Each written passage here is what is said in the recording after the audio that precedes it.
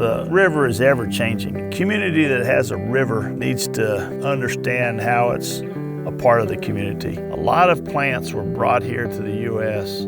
during periods of time where people saw the need for some kind of conservation work. And so we introduce non-native species along the river corridor. In that time, we've seen what damage it can do. Tamarisk is really impacting the hydrology of the river. It's just changing the way that the river interacts. If you have black mold in your house, that's an invasive, and it ruins your habitat. It's the same way with an invasive on the river. It's about keeping them at a manageable level where the natives still can thrive alongside them.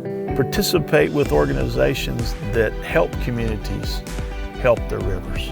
As we restore these watersheds, we get closer and closer to that ideal wilderness, closer to that fantastic wild place that everybody wants to see out here in the desert.